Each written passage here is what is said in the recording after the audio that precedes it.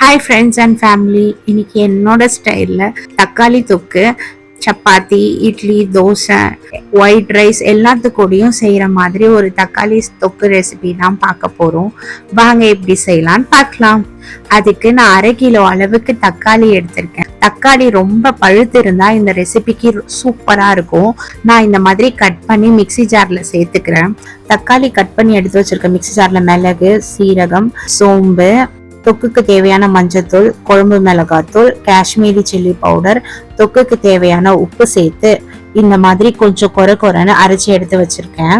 ஒரு பேன்ல கொஞ்சம் தாராளமா எண்ணெய் விட்டு கடுகு, வெந்தயம், கருவேப்பிலை சேர்த்து பொரிஞ்சதுக்கு அப்புறம் 5 பல்லு பூண்டு தட்டி வச்சிருக்கேன், அதையும் சேர்த்து 2 பச்சை மிளகா கீந்து எடுத்து வச்சிருக்கேன், அதையும் சேர்த்து பொன்னிறமானதுக்கு அப்புறம் மிக்சியில அரைச்சி வச்சிருக்க பேஸ்ட் ஊத்தி நல்லா கொதி வந்ததும் ஒரு தட்டு போட்டு மூடி நடுவுல கிண்டி விட்டு எடுத்தீங்கன்னா இந்த மாதிரி எண்ணெய் பிரிஞ்சு வரும்.